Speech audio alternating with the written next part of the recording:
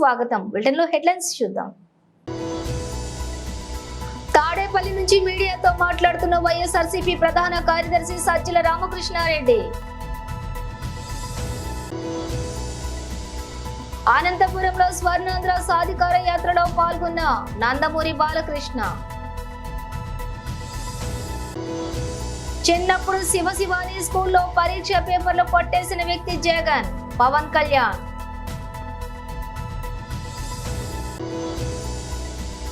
మా యువ wicket keeper batting అద్భుతం. ధోనీపై Chennai captain Ruturaj comment.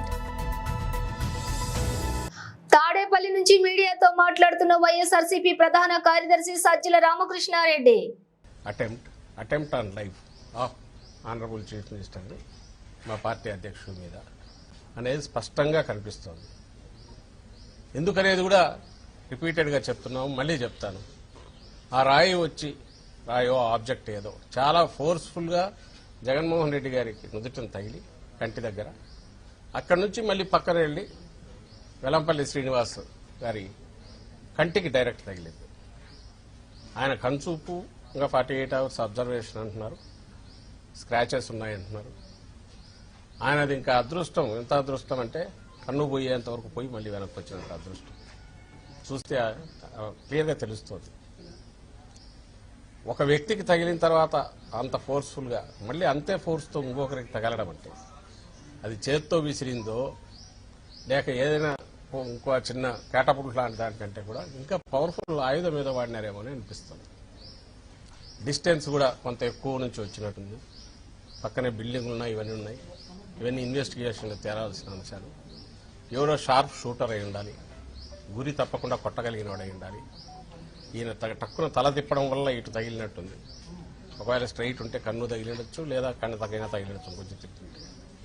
So ఇంతగా క్లియర్గా కనపడుతున్న ఇది ఎవరో ముందే అనుకొని ఒక ప్లేస్ వెతుక్కొని అక్కడ ఉండి అక్కడ నుంచి ఆ టైంకు కరెక్ట్ షూట్ చేశారు.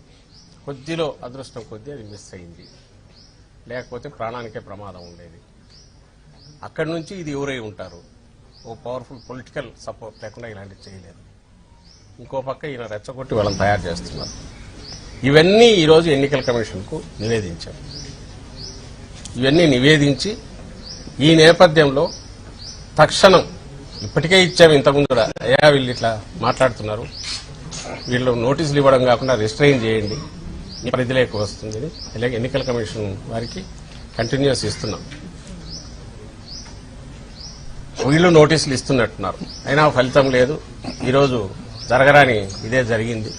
ఈ నేపథ్యంలో ఇప్పటికైనా దీన్ని సీరియస్గా తీసుకుని చంద్రబాబు నాయుడు గారిని, ఆ పార్టీ నాయకులను మొత్తం ఇలాంటి హేట్ స్పీచెస్ కానీ, రెచ్చగొట్టే ఇన్స్టిగేట్ చేసే రెచ్చగొట్టే స్పీచెస్ కానీ కార్యకర్తలకు వాళ్ళకి ఇచ్చి ఇలాంటి దారుణాలకు కారణం కాకుండా తక్షణం నియంత్రించాల్సిందిగా కోరుతూ ఇప్పుడు రిప్రజెంటేషన్ ఇచ్చాం.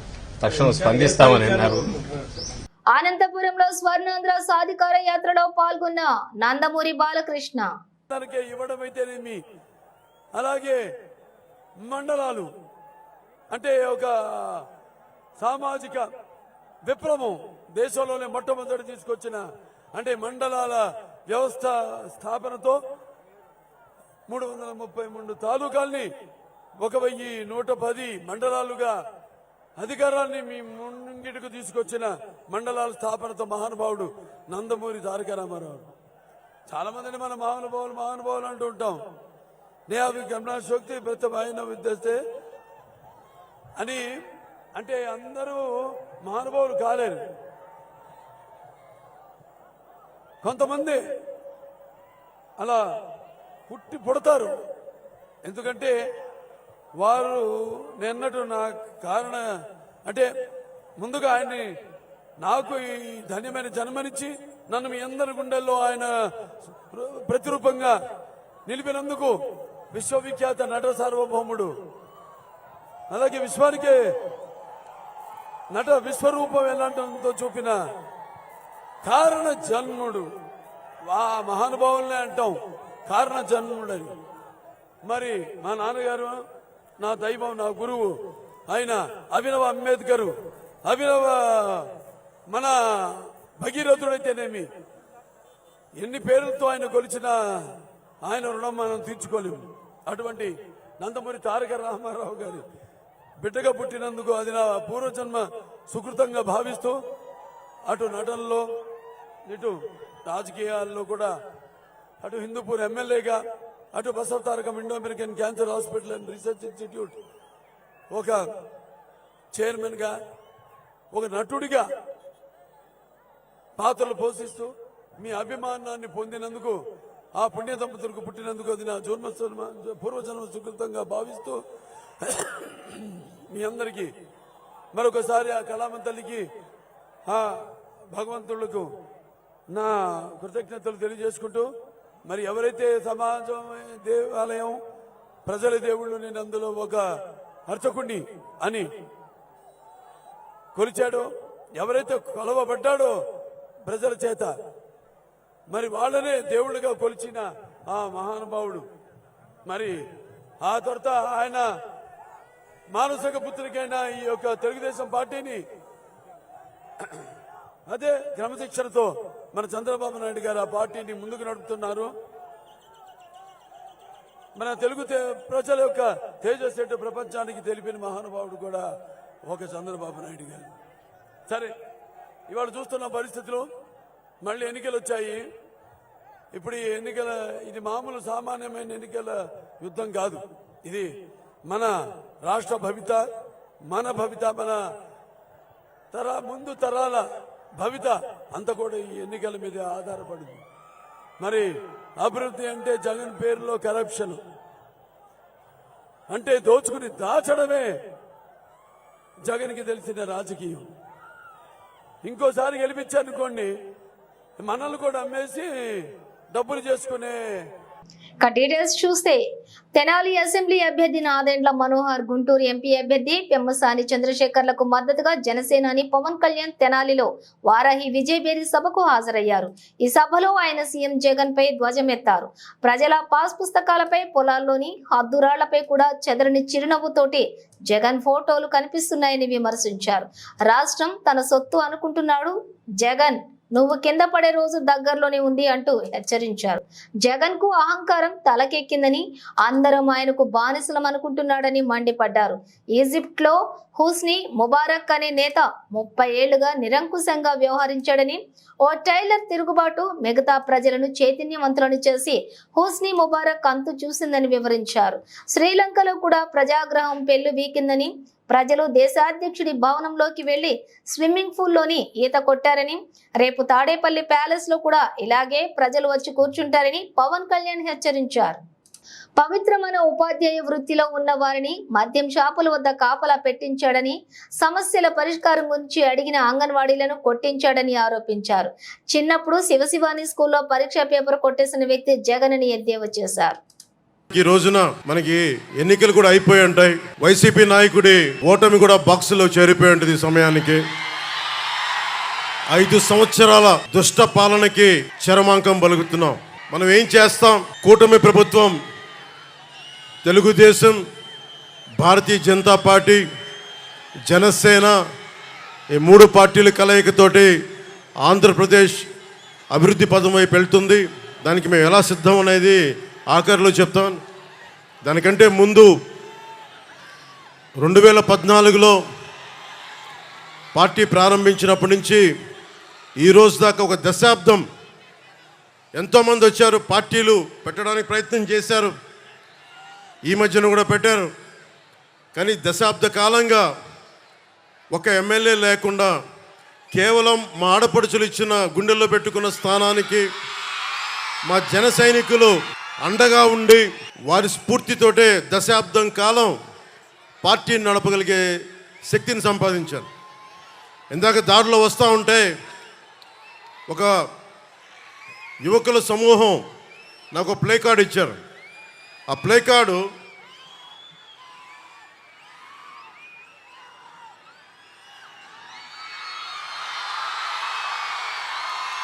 దీని అర్థం మోకాళ్ళ మీద కూర్చో అంటే లొంగిపోవడం కంటే కూడా చచ్చిపోవడం మంచిదని.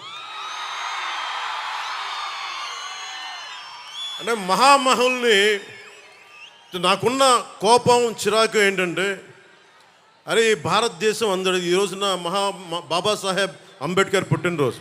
ఆయనకి జై భీమ్తో వందనాలు చెప్తా ఉన్నాను.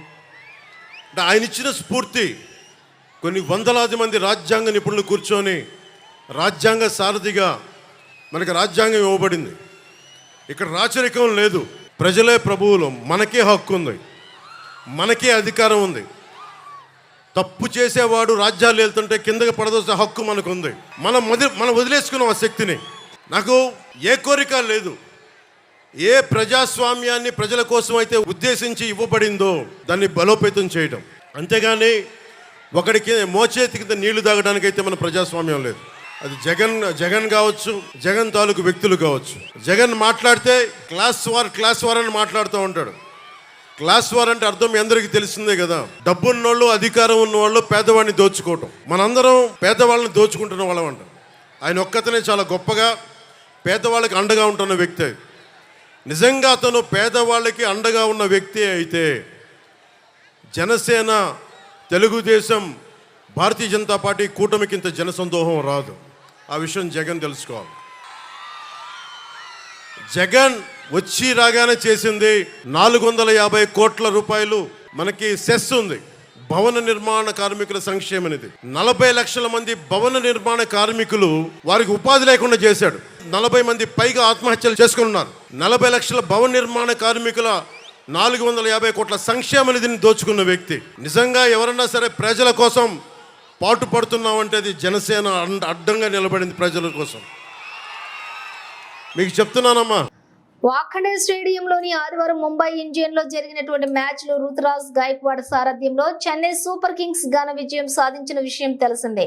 చివరకు ఉత్కంఠభరితంగా సాగిన ఈ మ్యాచ్ లో ముంబైను చెన్నై 20 పరుగుల తేడాతో చిత్తు చేసింది. ఇక ఈ మ్యాచ్ లోని మహేంద్ర సింగ్ ధోని చెన్నై ఇన్నింగ్స్ ఆఖరి ఓవర్ల బ్యాటింగ్ కు దిగి ఊచకోత కోశాడు.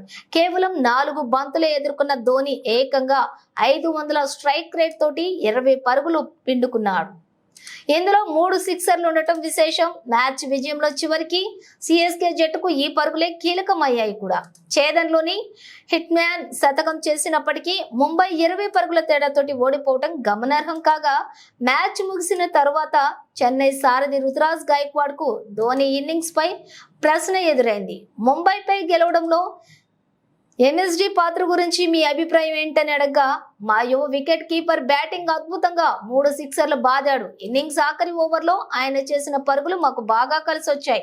నిజం చెప్పాలంటే ఇరు జట్ల మధ్య ఆ పరుగులే కీలకం. దాంతో మేము విజయం సాధించామని రుతురాజ్ చెప్పుకొచ్చాడు. ధోనిపై చెన్నై కెప్టెన్ ప్రశంసలు కురిపించిన వీడియో ప్రస్తుతం నెట్టింట వైరల్ అవుతోంది.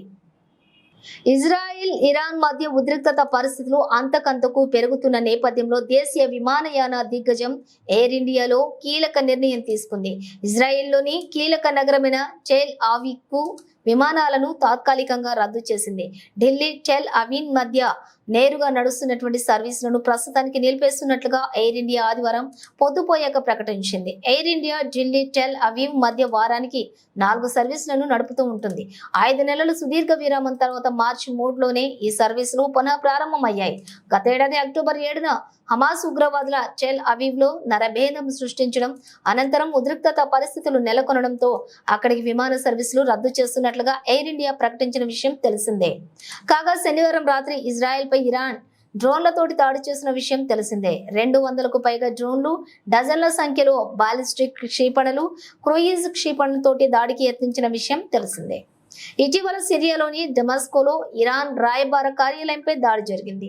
ఈ దాడిలో ఇరాన్ రివాల్యూషన్ కు గార్డ్ కు చెందినటువంటి కీలక అధికారితో పాటు 13 మంది మృత్యువాత పడ్డారు. ఈ దాడి చేసింది ఇజ్రాయిలేనని ప్రతీకారం తీర్చుకుంటామంటూ ఇరాన్ తాజా దాడులు మొదలుపెట్టిన విషయం తెలిసిందే. ప్రపంచవ్యాప్తంగా 124 దేశాలలో నెలకొల్పబడిన non profit, non government organisation Junior Chamber International India సంస్థను స్థాపించి దాదాపుగా 75 ఏళ్లు గడిచిన సందర్భంగా జేసీఐ బంజారా హిల్స్ హైదరాబాద్ లో కలిసి శంషాబాద్ రోడ్ లోని క్లాసిక్ కన్వెన్షన్ 3 బంజారాలో 75 ఏళ్ల ఉత్సవాలు నిర్వహించారు. ఈ సందర్భంగా లిమ్స్ ఫర్ లైఫ్ అనే కార్యక్రమం చేపట్టి 75 కృత్రిమ కాళ్లను వికలాంగులకు అమర్చడం జరిగింది. ఈ కార్యక్రమంలో ముఖ్య అతిథిగా జేఎఫ్ఎస్ ఏడీవీ రాకేష్ శర్మ, జాతీయ అధ్యక్షుడు guest of honour Ramesh Dadigala, జాతీయ ఉపాధ్యక్షులు గౌరవ అతిథి గోవింద్ కంకాణి, మండలాధ్యక్షులు Gautam Kumar Jain, zone vice president Shreya Dikshit, JD community development Alka Chaudhary, Narayanan Seva Sansthan branch కోఆర్డినేటర్లు పాల్గొన్నారు. ఈరోజు మనము ఇక్కడ లిమ్స్ అనేది నారాయణ సేవా సంస్థ ఇంకా బంజారా హాల్ ట్రస్ట్తో ఈరోజు ఈ కార్యక్రమం చేస్తున్నాం. మన జేసీఐ ఇండియా ఫార్మేషన్ అయింది, అందువల్ల ఈరోజు ఒక పెద్ద సెలబ్రేషన్ లాగా 75 రాష్ట్రం నుంచి అధ్యక్షులు, దేశం నుంచి అధ్యక్షులు తెలుగులో కమింగ్ ఫ్రమ్ కేరళ తెలుగులో అర్థం చేసుకుని చెప్పండి. ఈరోజు 75 years of JCI India, so మనం దాంతో కలిపి 75 ఇస్తున్నాం. So thank you so much everyone. Thank you for sir దేవుడే సార్ ఇక మాకు ఇప్పుడు మాకు జన్మ ఇచ్చింది, మరో జన్మ. ఇప్పుడు నడుచుడు మీకు కారణం అంటే దాటి నడుచుడు అట్లనే ఆయన లేకపోతే మేము ఎట్లా మా నేషనల్ ప్రెసిడెంట్ గారు top head of India, Rashtriya అధ్యక్షుడు, దేశానికి నరేంద్ర మోడీ కన్నా జేసీఐకి అయినట్లు.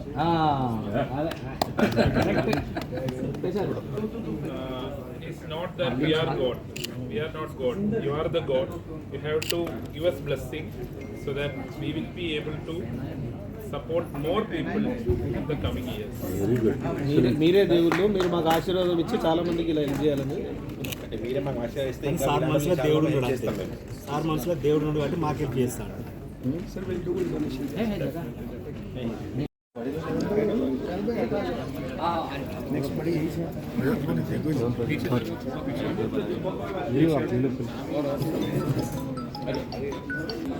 थोड़ा पीछे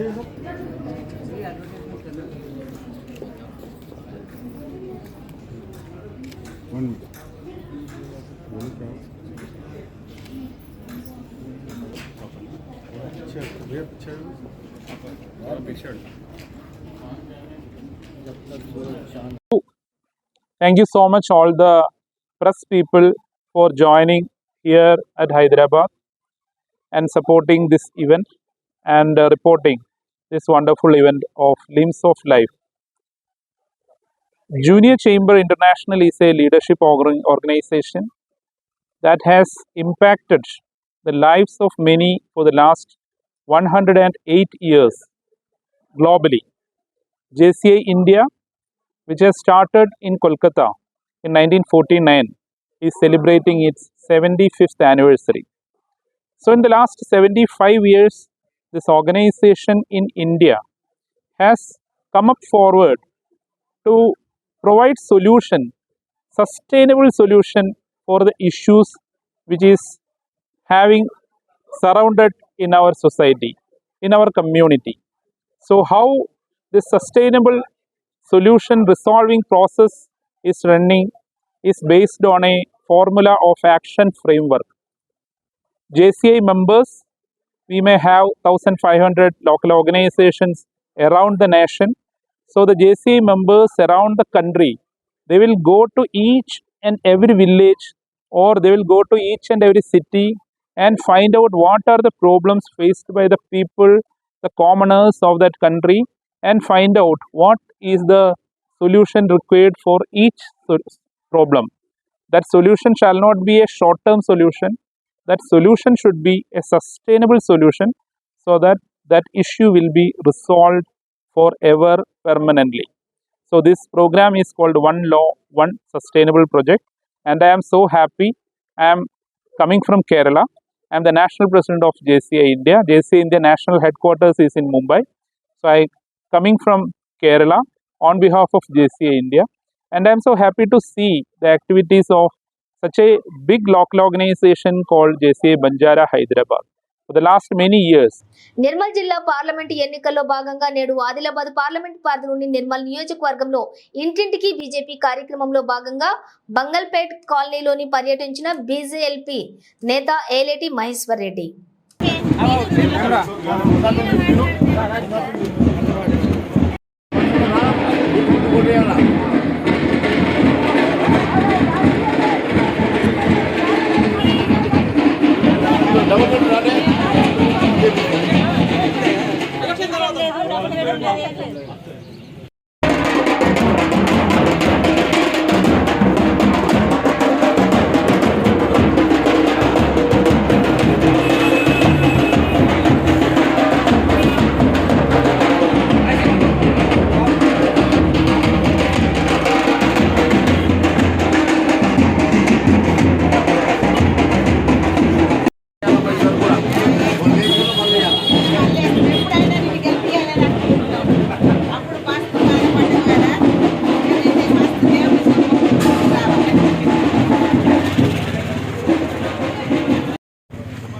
ఈరోజు ఇంటింటికి భారతీయ జనతా పార్టీ కార్యక్రమాన్ని నిర్మల్లో ఆదిలాబాద్ పార్లమెంటరీ నియోజకవర్గం తరఫున మరి ప్రారంభించడం జరిగింది.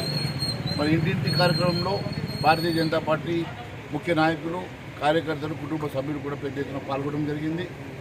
మరి ఈ కార్యక్రమం ఈ రోజు నుంచి 3 రోజుల పాటు రాష్ట్ర వ్యాప్తంగా ప్రతి ఇంటిలో ప్రతి ఓటర్ని కలవడనే ఒక ఉద్దేశంతో భారతీయ జనతా పార్టీ కార్యకర్తలు, బూత్ లీడర్లు అంతా కూడా ప్రతి ఇంటికి చేరుకోవడం జరుగుతుంది. మరి ఈ కార్యక్రమానికి పెద్ద ఎత్తున స్పందన ఉన్నది. దాంతోపాటు పెద్ద ఎత్తున భారతీయ జనతా పార్టీ కుటుంబ సభ్యులందరూ కూడా పాల్గొనడం చాలా సంతోషంగా ఉన్నది.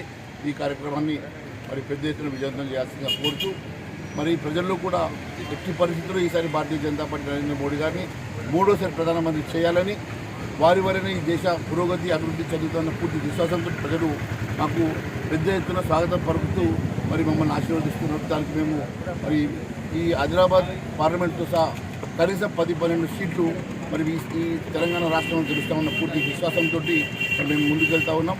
మరి ప్రజలు మమ్మల్ని పెద్ద ఎత్తున ఆశీర్వదించడం చాలా సంతోషంగా ఉంది. ఆత్మకూరు మున్సిపాలిటీ కేంద్రంలో అంబేద్కర్ జయంతి వేడుకల్లో ముఖ్య అతిథులుగా మక్తల్ శాసనసభ్యులు వాకిటి శ్రీహరి పాల్గొన్నారు. రాష్ట్ర గీత కార్మికుడు డిపార్ట్మెంట్ చైర్మన్ కేశం నాగరాజు గౌడ్ ఈ సందర్భంగా మాట్లాడుతూ, డాక్టర్ బాబాసాహెబ్ అంబేద్కర్ మహనీయుడని, ఆయన భిక్ష వల్లే తాను ఎమ్మెల్యే అయ్యానని, ఆయన రాసిన రాజ్యాంగం ప్రపంచానికి ఆదర్శమని, బడుగు బలహీన వర్గాల జీవితాల్లో వెలుగులు నింపిన మహనీయుడని, బాబాసాహెబ్ అంబేద్కర్ రచించినటువంటి రాజ్యాంగాన్ని తూచా తప్పకుండా పాటించడంతో పాటు కాపాడుకుంటామని పునరుద్ఘాటించారు. కానీ కొందరు మూర్ఖులు రాజ్యాంగాన్ని మారుస్తామని చెప్పుకోవటం సిగ్గుచేటని ఆగ్రహం వ్యక్తం చేశారు. భారతదేశంలో 1000 ఏళ్లైనా బాబాసాహెబ్ అంబేద్కర్ రచించిన రాజ్యాంగమే నడుస్తుందని పునరుద్ఘాటించారు. ఈ కార్యక్రమంలో కుల మతాలకు అతీతంగా కాంగ్రెస్ నాయకులు, కార్యకర్తలు పాల్గొన్నారు. ఎమ్మెల్యేలు కానీ వాళ్ళందరూ కూడా అనేక రాజకీయ పార్టీలు కూడా ఈ యొక్క వ్యక్తులు ఎక్కువ ఉన్నారు, ఖచ్చితంగా వాళ్ళకి టికెట్ ఇవ్వాలంటే ఆలోచన కూడా తీసుకొచ్చినటువంటి మహానుభావుడు, సాక్షాత్తు దేవుడు ఉండడం లేదు కానీ ఈయన దేవుని రూపంలో అంబేద్కర్ గారు కనుక వారందరూ కూడా వారికి మనం కృతజ్ఞత ఉండాలి. ఖచ్చితంగా వారి ఫలాన్ని మనం అందుతున్నాం. ఆయన రాసినటువంటి రాజ్యాంగాన్ని కొంతమంది మార్చాలని చూస్తారు, కొంతమంది దుష్ట శక్తులు మారుస్తామంటారు. భారత రాజ్యాంగాన్ని మార్చి ఈరోజు ప్రజల్ని మళ్ళీ నెట్టివేద్దామని చూస్తున్నారు. కనుక ఇది రాజకీయాలకు అతీతంగా నేను ఒక్క విషయం చెప్పదలుచుకున్నా. భారత రాజ్యాంగం ఇంకా 1000 సంవత్సరాలైనా కూడా వారు రాసిన ఫలాలు అదే విధంగా సుస్థిరంగా ఉంటే తప్ప భారత రాజ్యాంగాన్ని రాస్తాం మార్చుతాం అనేటువంటి మూర్ఖులకు హెచ్చరిక చేయాలి.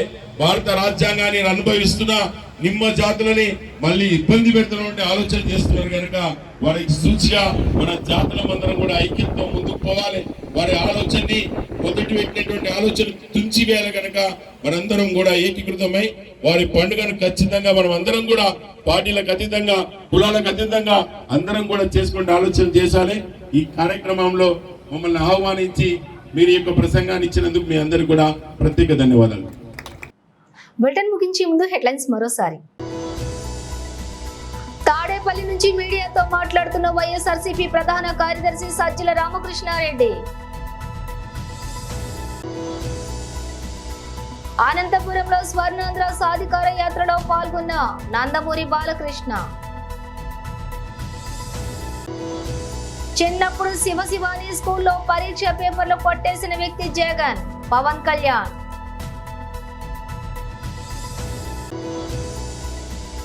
మా యువ వికెట్ కీపర్ బ్యాటింగ్ అద్భుతం, ధోనీపై చెన్నై కెప్టెన్ రుతురాజ్ కామెంట్. ఇవి బులెటిన్ విశేషాలు. మరో బులెటిన్తో మళ్ళీ కలుద్దాం.